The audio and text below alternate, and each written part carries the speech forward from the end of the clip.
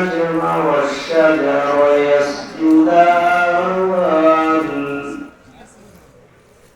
وفضل زمانا على زمان كما فضل مكانا على مكان وإنسانا على إنسان ونشهد أن لا إله إلا الله وحده لا شريك له لا جد له ولا ند له ولا مثل له ونشهد أن سيدنا وسندنا وحبيبنا وطبيبنا وطبيب قلوبنا ومولانا محمدا عبده ورسوله আমরা এখানে করতে হবে এই যে সবাই একটু আমাদের সাথে বসে থাকি মাহফিল ভদ্রতা বজায় রেখে সবাই বসে থাকি সবাই চুপ করে বসে পড়ি الذي أرسله الله تعالى بالحق بشيرا ونذيرا وداعيا إلى الله بإذنه وسراجا منيرا أما بعد فأعوذ بالله من الشيطان الرجيم بسم الله الرحمن الرحيم يوم لا ينفع مال ولا بنون إلا من أتى الله بقلب سليم قال النبي صلى الله عليه وسلم الدنيا كلها متاع خير متاع الدنيا الماء الصالح أو كما قال عليه الصلاة والسلام وقال تعالى في شأن حبيبه ومحبوبه ومعشوقه مخبرا وآمرا إن الله وملائكته يصلون على النبي يا أيها الذين آمنوا صلوا عليه وسلموا تسليما اللهم صل على محمد وعلى آل محمد كما صليت على إبراهيم وعلى آل إبراهيم إنك حميد مجيد اللهم بارك على محمد وعلى آل محمد كما باركت على إبراهيم وعلى آل إبراهيم إنك حميد مجيد يا إلهي मुझसे मुझको दूर कर ताकि देखो मुझ में तुझको एक नजर हकीकत से तू दुनिया बेखबर है दुनिया की नुमाइश और नजर है नबी गोयाम के आज दुनिया दुदाबाश वरहाने के वाशी आज खुदाबाश कादरे कुदरत दाली बरकरार अंत रब्बी अंत हस्बी হাসমি ঢাকায় বাংলা তুমি আমি যেটা থাকি কে বাসা স্যার ও বিলকুল ঠিক দিতেছিল স্যার তেরে তেরে তেরে বাংলা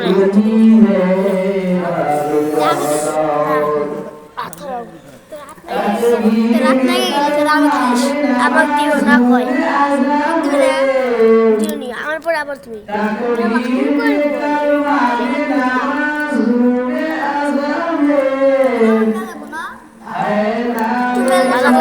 ভালো করে ধরো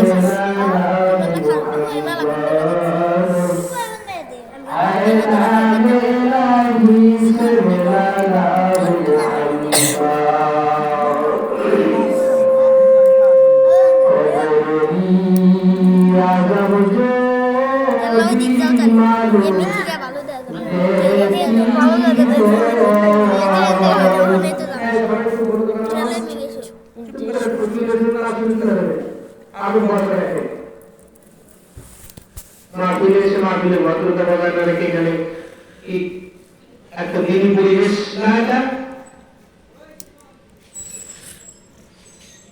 সবাই আমাদের সাথে বসে শুনলে শুনবে না শুনলে মাহফিলতে চলে যাবে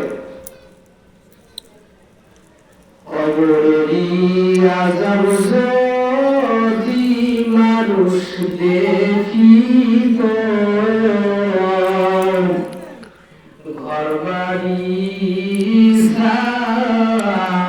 রিয়ারে মানুষ জুমলাই পলাইত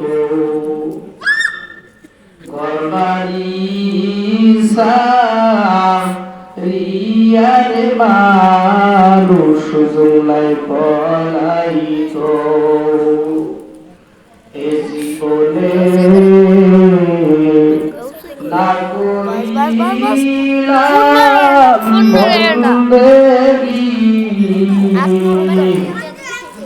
গুনা করে কাটাইলাম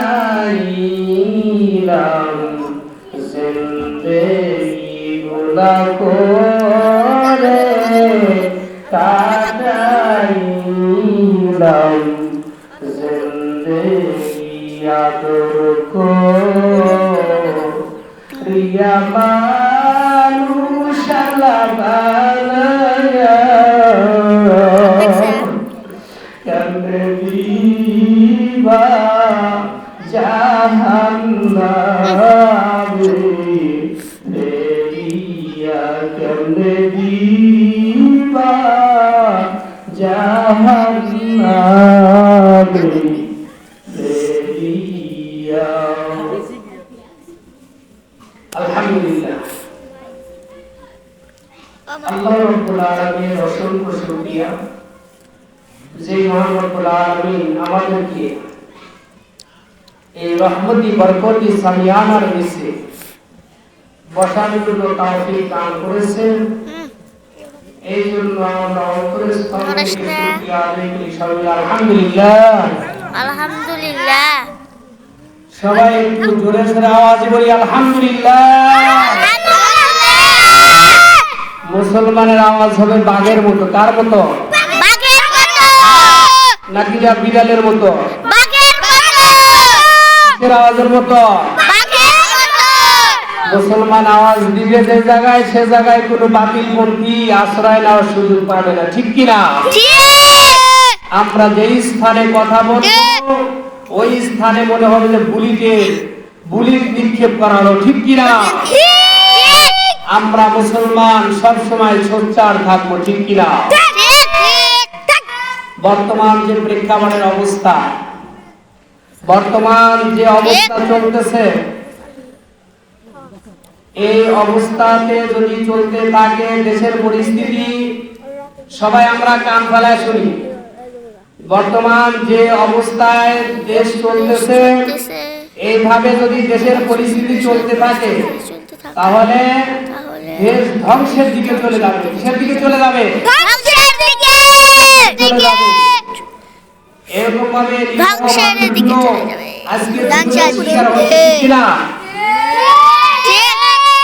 আজকে পৃথিবীর ভিতরে তাকিয়ে দেখেন কত যে ফেরকা বের হয়েছে কত যে দল বের হয়েছে এই সমস্ত দল এরা মুসলমানের মধ্যে ফিতনা সৃষ্টি করতেছে ঠিক কিনা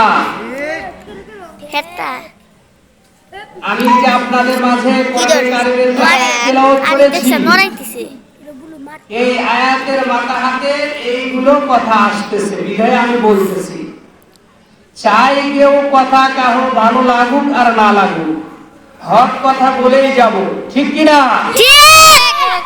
হক কথা যতদিন বেঁচে থাকবো ততদিন কোরআনের হুকুম অনুযায়ী, কোরআন অনুযায়ী কথা বলবো ইনশাআল্লাহ।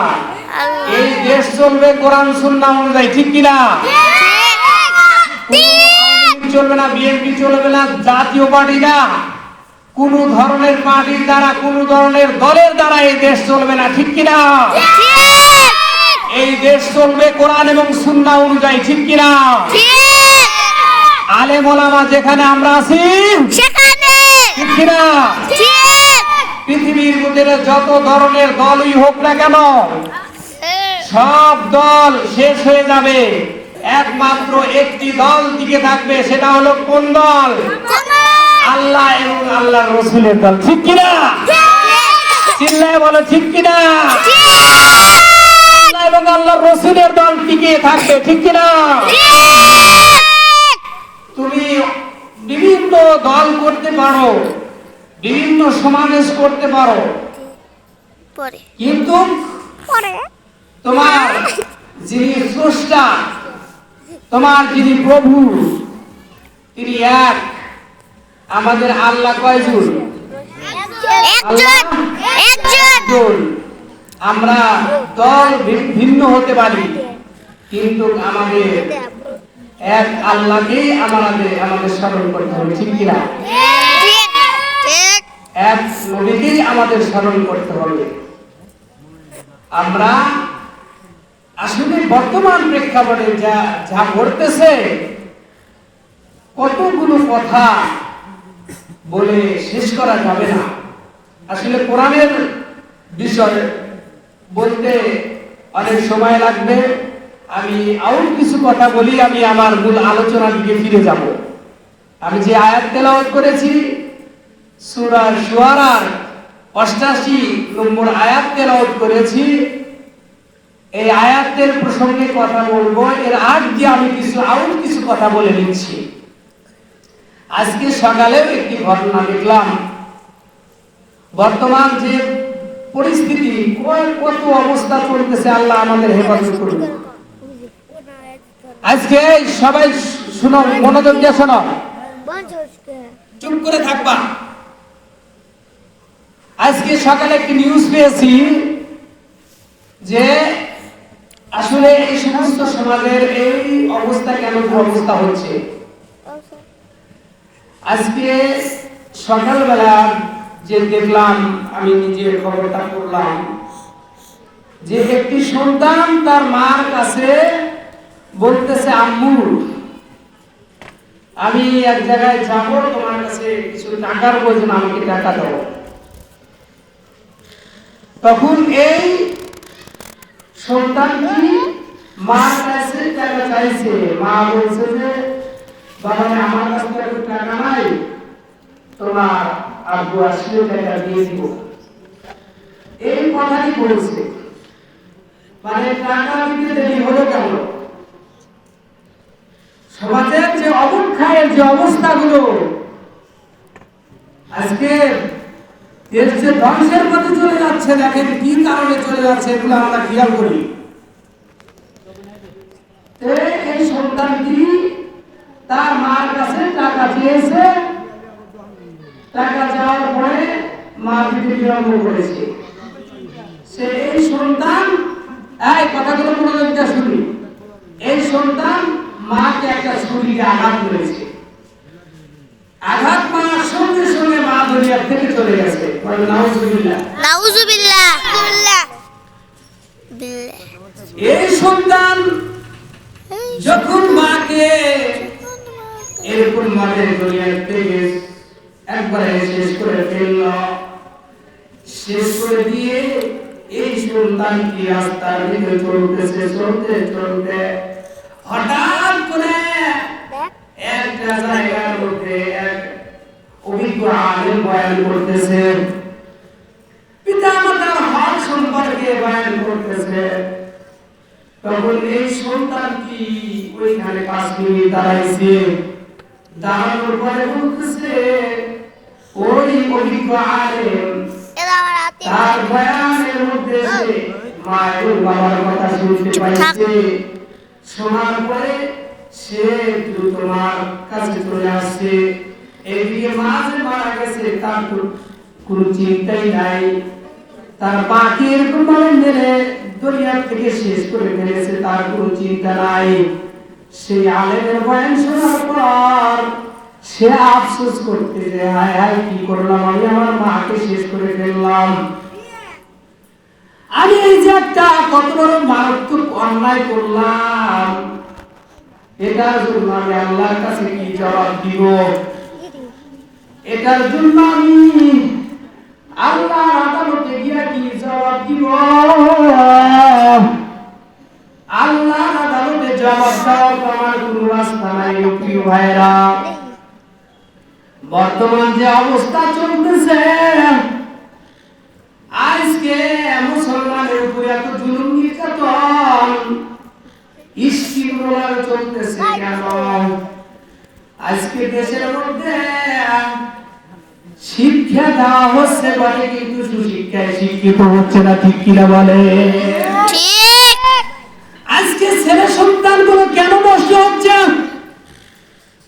এই যুবক সমাজ কেন ধ্বংসের দিকে চলে যাচ্ছে? তাদের কারণ হলো তারা দিন শিক্ষায় শিক্ষিত হতে পারে নাই। তাদের পিতা মাতা ছোটবেলা থেকে তাদেরকে ইসলামিক নিজামুল আওতায় তাদেরকে চলাইতে পারে নাই, যার কারণে এই সন্তান বড় হইয়া মা বাবার সাথে খারাপ আচরণ করে, ঠিক কিনা?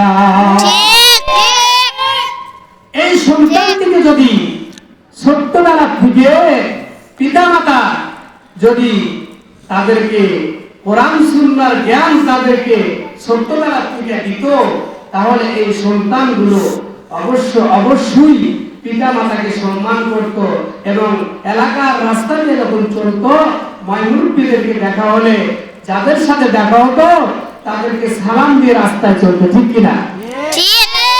কিন্তু তারা কোরআনের শিক্ষা পায় নাই, দ্বীনের আলো পায় নাই, যার কারণে তাদের আজকে যে শিক্ষায় তারা শিক্ষিত হয়েছে, এই শিক্ষায় শিক্ষিত হইয়া তারা আজকে এমন মাতাল হওয়া হয়েছে, তারা বুঝতেছে না যে কোনটা হক আর কোনটা বাতিল, তারা নির্ণয় করার সুযোগ পাচ্ছে না, ঠিক কিনা? আজকে আসল কি, সেই আসল জিনিসের খবর না নিয়ে আজকে নকলের জন্য মানুষ দৌড়াদৌড়ি করতে শুরু করেছে, ঠিক কিনা? আসলের খবর না নিয়ে মানুষ যেদিকে দৌড়ায় আমরাও সেই দিকে দৌড়ানো শুরু করেছি। আমরা মানুষ এমন অবস্থার সম্মুখীন হয়েছি যে একটু বিবেচনা করতেছি না যে আমি দুনিয়ার ভিতরে কিভাবে আমার জীবনকে কাটিয়ে দিচ্ছি, আমার শেষ ঠিকানাটা কোথায় হবে, আমি কোথায় চলে যাব, এই ব্যাপারে একটু চিন্তা ভাবনা করতেছে না, ঠিক কিনা প্রিয় ভাইরা? আমি কি আপনাদের এই কথাগুলো বুঝাইতে পারতেছি?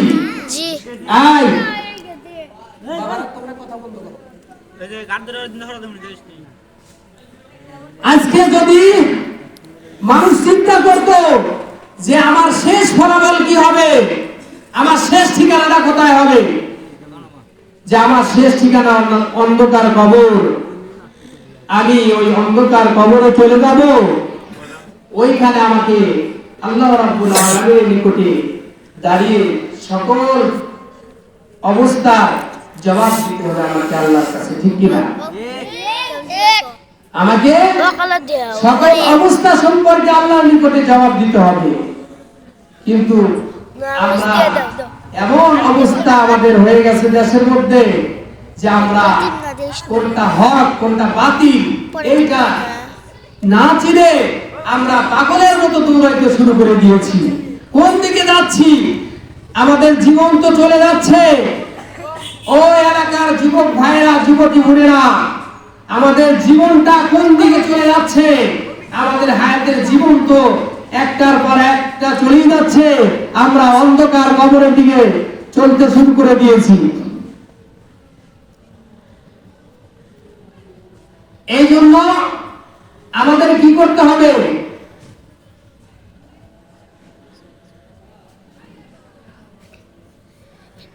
এই জন্য আমাদের কি করতে হবে? চিন্তা বিবেচনা করে আমাদের সামনের দিকে আগাইতে হবে, ঠিক কিনা? ঠিক। চিন্তা বিবেচনা করে আমাদের সামনের দিকে আগাইতে হবে, তাহলেই আমরা কি করব? আসল মাকসাদে পৌঁছিতে পারব। দেখেন, চিন্তা করেছিলেন আল্লাহর ওলিরা, চিন্তা করে করে তারা দুনিয়া থেকে বিদায় হয়ে চলে গেছে।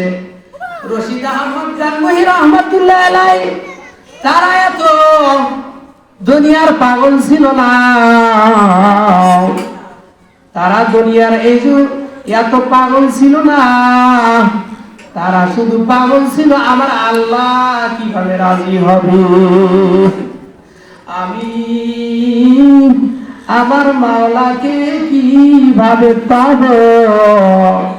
তারা এই চিন্তা কল্পনা সব সময় করে গেছে। খালি এই কথা বলছে যে আমি বুঝি আমি আমার মাওলারে পাইলাম না। এইটাই চিন্তা ছিল। তারা দুইটা চোখের পানি ফলায় ফলায় কান্না করে করে দুনিয়া থেকে বিদায় হয়ে চলে গেছে। আজকে আমরা আমাদের সারাদিন বড় নামাজ পড়তেছি, কিন্তু চোখে পানি আসে না, ঠিক কিনা? কারণ কলমটা নষ্ট করে ফেলেছি। মনে করতেছি নামাজ পড়লেই মনে হয় জান্নাতে যাওয়া যাবে না। তোমার গুনাহ করতে করতে কলমের মধ্যে কালা দাগ পড়ে গেছে। এখন তুমি যতই এরকম ভাবে ইবাদত করলেই করতেছো, তোমার মজা লাগতেছে না। যারা একটা সিজদা দিয়া মজা পাইছে, যারা একটা সিজদা দিয়া আল্লাহরে ডাকতে যে শান্তি পাইছে, এরা সর্বদা আল্লাহর জন্যই পাগল হয়ে থাকবে, ঠিক কিনা? এরা সব সময় বলে আমি আমার আল্লাহরে সন্তুষ্ট করব কিভাবে, আমার আল্লাহ কিভাবে সন্তুষ্ট হবে, আমি আমার মালিকের সন্তুষ্ট কইরা কেমনে কবরে যাব। এরকম ভাবে সর্বনাই বিশ্বাস ফজলুল করিম রাহমাতুল্লাহ আলাইহি উনি কবরে যাওয়ার আগে বলছে, আল্লাহ অন্ধকার কবরে একা একা কেমনে থাকবো, যেখানে সাথী নাই বাতি নাই, ওই অন্ধকার কবরে আমি একা একা আল্লাহর নিকটে কি জবাব দিব, ঠিক কিনা? দুনিয়ায় তো মানুষ কত বন্ধু বান্ধব পায়, দুনিয়ায় কত সাথী পায়, কিন্তু এমন সময় আসবে কোন সাথী তার সঙ্গে নাই। আজকে তুমি যাদেরকে ভালোবাসতেছো, যাদের জন্য এত কষ্ট করতেছো, তারা কি তোমার সঙ্গে সাথী হবে? বলো, সাথী হবে? আজকে তুমি মইরা দেখো, তোমার পাশে কেউ নাই। আমি আজকে মরে গেলে আমার পাশে কেউ নাই, ঠিক কিনা? আজকে যদি আমি মরে যাই, আমার পাশে আর কেউ থাকবে না। এই জন্য আমাদের মূল টার্গেট হতে হবে আল্লাহ এবং আল্লাহ রাসূল। কি হবে? আল্লাহ এবং আল্লাহ রাসূলকে সন্তুষ্ট করা, ঠিক কিনা? কার ভরসায় আসরে মন কিসের করো আশা, এত সাদের বাড়ি একদিন ভেঙে যাবে তোমার বাসা, ঠিক। ও তোমার গোনা দিন ফুরিয়ে যাবে, যৌবনে লাগবে বাতি, ওই যে দেখো ডাকিতেছে কবরের মাটি, ওই যে দেখো ডাকিতেছে তোমায় কবরের মাটি। সুন্দর আগে যেদিন ডুবিবে বেলা এক পলকে ভেঙে যাবে রঙ্গেরি মেলা এক পলকে ভেঙে যাবে রঙ্গেরি মেলা কারে দিবা মাথায় বাড়ি কারে দিবা মাথায় বাড়ি কার মাথায় বইবা লাঠি ওই যে দেখো ডাকিতেছে তোমায় কবরের মাটি ওই যে দেখো ডাকিতেছে তোমায় কবরের মাটি ঠিক কিনা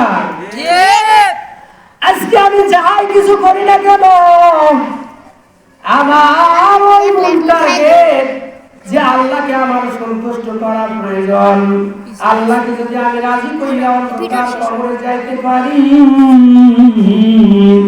ওই কবরটা আমার জন্য ফুলের বাগান হবে আর যদি আমি কবরে এরকম আল্লাহকে সন্তুষ্ট করিয়া না যাইতে পারি কবরটা হবে এরকম ভাবে আগুনের ঘর কিসের ঘর হবে আগুনের ঘর আগুন দিয়ে ভর্তি থাকবে সাপ দিয়ে ভর্তি থাকবে আল্লাহর নবী হাদিসে পাকের মধ্যে বলেন আল কবরু রাউযাতুন মিন রিয়াজিল জান্নাহ আও হুফরাতুন মিন হুফারিন নার কবরটা হয়তো তার জন্য জান্নাতের বাগানের মধ্যে থেকে একটি বাগান হবে অথবা জাহান্নামের গর্তের মধ্যে থেকে একটি গর্ত হবে জাহান্নামের গর্তের মধ্যে থেকে একটি গর্ত হবে আজকে তুমি তোমার মারে কবরে রাখছো আজকে তুমি তোমার ভাইরে কবরে রাখছো ওই অন্ধকার কবর হয়ে আছে ওই কবরের বাতি জ্বালানোর মতো কোনো তোমার ব্যবস্থা নাই সাথী নাই রে বাতি নাই রে ওই কবরে একা একা কেমনে থাকবো ওই কবরে একা একা কেমনে থাকবো ওই অন্ধকার কবরে অন্ধকার কবরে একা একা কেমনে থাকবেন একটু চিন্তা করে দেখেছেন রে ভাই আজকে দুনিয়ায় তুমি কত সাথী পাও আজকে তোমার মুহাব্বতের লোকের অভাব নাই আজকে তোমার কত বন্ধু বান্ধব দুনিয়ায় রয়েছে আজকে তুমি মরিয়া দেখো মরণের পরপরই তোমার থেকে সবাই বিচ্ছিন্ন হয়ে যায় ঠিক কিনা এই অবস্থায় এই বয়সে কত মানুষকে কবর রাখলাম আসলে যাদেরকে মহব্বত করলাম এরা তো কবরে তোমার সাথে গেল না আজকে তুমি কার প্রেমে পড়িরা একটা সাধারণ মেয়ের প্রেমে পড়িরা তুমি তোমার জীবনটাকে নষ্ট করে দিলা ঠিক কিনা আজকে সামান্য একটা সুন্দরী মেয়ের জন্য এই যুবকের দল স্কুল কলেজ ইউনিভার্সিটির ছাত্র ভাইরা একটু ভালো করিয়া শোনো আজকে তুমি যার জন্য পাগল হইছো সে তো তোমার আপন নয় আজকে দুনিয়া যাদেরকে ভালোবাসতেছো এরা সবাই পর আপন হলেন আমার আল্লাহ আল্লাহ ঠিক কিনা আপন কে আল্লাহ নাকি দুনিয়ায় সব মানুষ স্বার্থ নিয়ে মানুষকে ভালোবাসে ঠিক কিনা মানুষ মানুষকে ভালোবাসে স্বার্থ নিয়ে কিন্তু আমার আল্লাহ পাক রব্বুল আলামিন বিনা স্বার্থে ভালোবাসে একমাত্র আল্লাহ এবং আল্লাহর রাসূল এবং মা বাবা ছাড়া বিনা স্বার্থে কেউ ভালোবাসে না আজকে তুমি যাদেরকে ভালোবাসতেছো এরা কিন্তু কবরে তোমার সাথে যাবে না ঠিক কিনা এরা কি কবরে তোমার সাথে যাবে এরা কবরে কেউ সাথে যাবে না এদেরকে ভালোবাসতেছি দুনিয়ার উদ্দেশ্যে আমি একজনকে ভালোবাসতেছি, সে আমার এক কাপ চা খাওয়াবে, ঠিক কিনা? আমি এর ভালোবাসতেছি আল্লাহর জন্য নয়, আমি এর ভালোবাসতেছি সে তার কাছ থেকে কিছু স্বার্থ উদ্ধার করার উদ্দেশ্যে আমি তাকে ভালোবাসতেছি। কিন্তু আমার ভালোবাসাটা আল্লাহ এবং আল্লাহর রসুলের জন্য হচ্ছে না, ঠিক কিনা ভাইরা? আল্লাহ এবং আল্লাহর রসুলের জন্য কে কাকে ভালোবাসতেছে? আজকে দুনিয়ায় তাকায় দেখো, যে দুনিয়ার মানুষ ভালোবাসে একমাত্র স্বার্থ নিয়ে, ঠিক কিনা? ঠিক। যে আল্লাহ আমাদেরকে বিনা স্বার্থে যা না চাইয়া আল্লাহ আমাদেরকে ভালোবাসলো, সেই আল্লাহর জন্য আমরা কি করতে পেরেছি বলেন? আজকে তুমি যে দলের জন্য পাগল হও, আওয়ামী লীগের জন্য পাগল হও, বিএনপির জন্য পাগল হও, জাতীয় পার্টির জন্য পাগল হও, এরকম ভাবে যে দলের জন্য, চরমনাইয়ের জন্য পাগল হও, সরসিনার জন্য পাগল হও, যে দলের জন্য পাগল হও, বলো তোমার স্বার্থ আছে কি না? নাই। স্বার্থ নিয়ে আমরা ঘুরতেছি, ঠিক কিনা? স্বার্থ ছাড়া আমরা কেউ ঘুরি না। তাহলে এটা তো আল্লাহর জন্য হলো না, এটা কিসের জন্য হলো? দুনিয়ার স্বার্থ উদ্ধার করার জন্য হলো। আমি যাহা কিছু করব লিওয়াজিল্লাহ, আল্লাহর জন্য করবে মুমিন। দেখো এই বাংলার জমিনের মধ্যে আল্লাহ পাক রব্বুল আলামিন কি দিবে? শান্তির ফয়সালা করে দিবে। আর যদি তোমরা এইভাবে যদি আল্লাহ এবং আল্লাহর রাসূলের পথে সঠিকভাবে না আসতে পারো, তাহলে এই বাংলার জমিনের মধ্যে আল্লাহ পাক রব্বুল আলামিন একটার পর একটা আল্লাহ তাআলা আযাব দিয়ে এই বাংলার জমিনকে আল্লাহ শেষ করে দিবে, ঠিক কিনা ভাইরা? আল্লাহ পাক কি করে দিবেন? একটার পর একটা গজব দিয়ে শেষ করে দিবেন।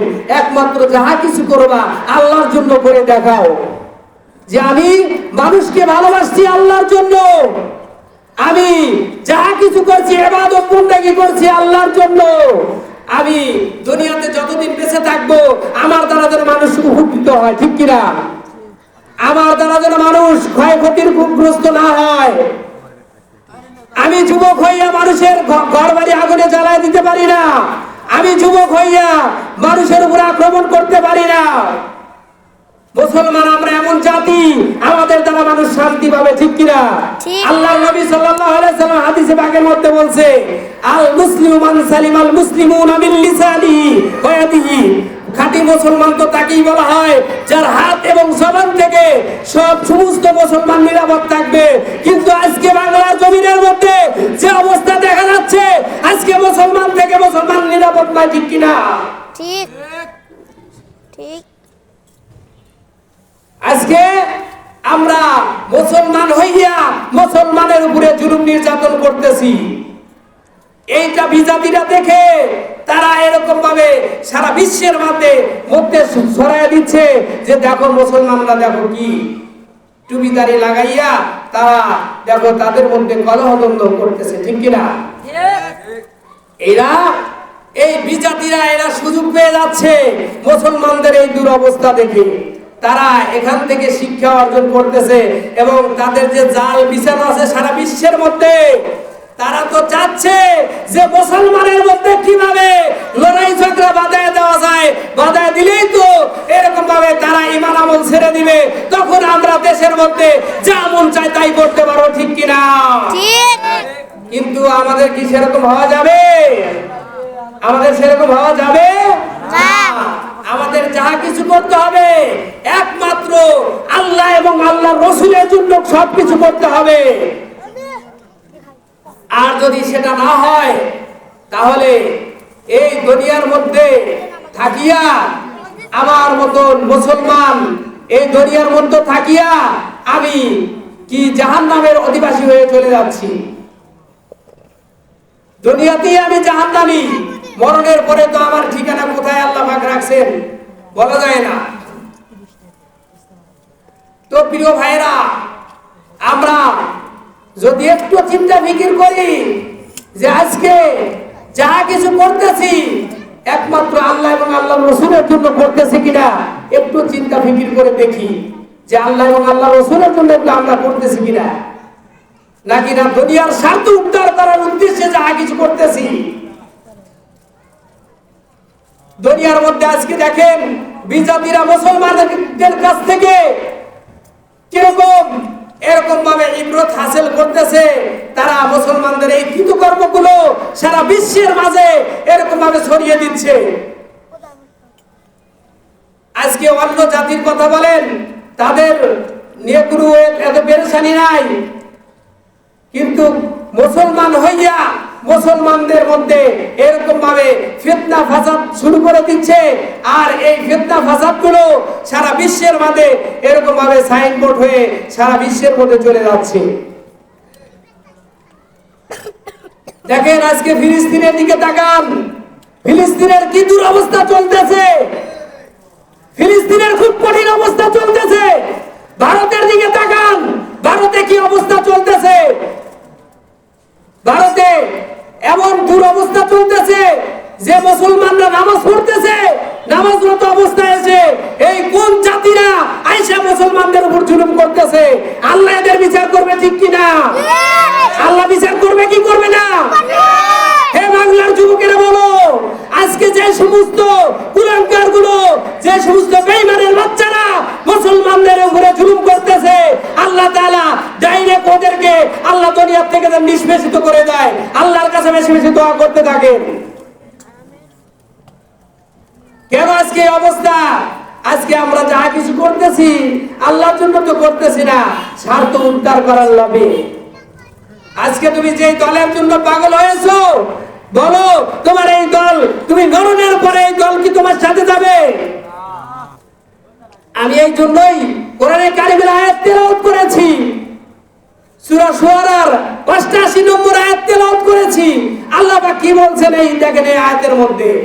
আল্লাহ পাক রব্বুল আলামিন বলতেছেন, ইয়াউমা লা ইয়ানফাউ মালু ওয়ালা বানুন ইল্লা মান আতাল্লাহা বিকলবিন সালিম। বলেন আল্লাহু আকবার। আল্লাহু আকবার। আল্লাহ পাক রব্বুল আলামিন বলতেছে, তোমার এমন একটা দিন আসবে রে গোলাম, যেই দিন তোমার ছেলে সন্তান কোন কাজে আসবে না, স্ত্রী বাল বাচ্চা কোন কাজে আসবে না। আজকে যে স্ত্রীর জন্য পাগল হইছ, আজকে যে মেয়ের জন্য পাগল হইছ, তোমার এমন একটা দিন আসবে, এই ওই দিন এগুলো কোনো কাজে আসবে না।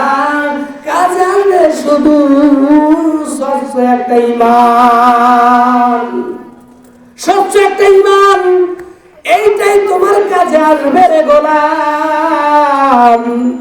আজকে তুমি যাদের জন্য তোমার জীবনটা ব্যয় করতেছো, বলো আজকে আমার স্ত্রীর জন্য আমি আমার জীবনটাকে বিসর্জন দিয়ে দিলাম, আজকে আমি একটা মেয়ের জন্য জীবনটাকে বিসর্জন দিলাম। বলো এই মেয়েটা, এই স্ত্রীটা, এই যে যাদেরকে ভালোবাসতেছ, এরা কি মরণের সময় তোমার সঙ্গে সাথী হবে কিনা বলো? তুমি যেই দিন কঠিন বিপদে পড়ে যাইবা, ওই দিন কি এগুলো কোনো কাজে আসবে বলো? ওই দিন কি তোমার এগুলো কোনো কাজে আসবে? ভাই, হয়তো আমার কথা একটু আপনাদের কষ্ট লাগতে পারে, কিন্তু না না, ওই আল্লাহর দিকে তাকাও, নবীর দিকে তাকাও। আজকে কি আল্লাহর প্রতি মায়া লাগে না? আজকে কি তোমার ওই আল্লাহর প্রতি মায়া লাগে না? আজকে তুমি কই আসছো, আবার কই চলে যাইবা? আজকে আমি কোন জীবন পাইলাম? এই জীবন তো শেষ নয়, আবার পরকালের জীবন শুরু হবে। ওই জীবনে আমি আল্লাহর নিকটে কি জবাব দিব? আমার তো গুনার কোনো শেষ নাই, গুনার কোনো শেষ নাই। যেই দিকে তাকাই, যেই দিকে তাকাই মনে হয় অন্ধকার। আমার জাহান্নাম ছাড়া কোনো উপায় নাই, জাহান্নাম ছাড়া কোনো উপায় নাই। যেই দিকে তাকাই শুধু অন্ধকার দেখতে পাই। এ দুনিয়াটা অন্ধকার, যদিও বাহ্যিক দৃষ্টিকে দেখা যায় এরকম ভাবে সুসজ্জিত, কিন্তু আসলে অন্ধকার দুনিয়া।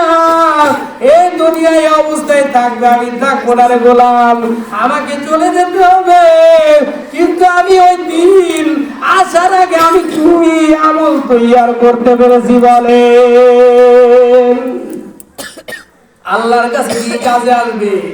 ইল্লা মান আতাল্লাহ বিকলবিন সালিম, একটা স্বচ্ছ হৃদয় কামে আসবে, যার অন্তরটা একবারে পবিত্র, যার আত্মাটা পবিত্র। এই পবিত্র আত্মাই কাজে আসবে। দুনিয়াতে যাদেরকে ভালোবাসতেছি, দুনিয়ায় যাদের জন্য যা কিছু করতেছি, এগুলো আমার কোনো কাজে আসবে না। ইয়াউমা লা ইয়ানফাউ মালু ওয়ালা বানুন ইল্লা মান আতাল্লাহ বিকলবিন সালিম।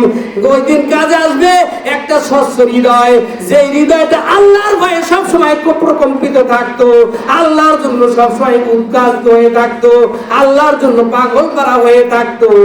আল্লাহর ভয়ে সে ভালো মন্দ করতে পারে নাই, আরাম করতে পারে নাই, আল্লাহর জন্যই সে জীবনটাকে উৎসর্গ করে দিয়েছে। এই হৃদয়টাই তার জন্য কিয়ামতের ময়দানে কাজে আসবে। ঠিক কিনা ভাইরা? এই হৃদয় তৈরি করতে হবে, তাহলেই আমরা কি হব? আল্লাহর কাছে সাকসেসফুল হতে পারবো।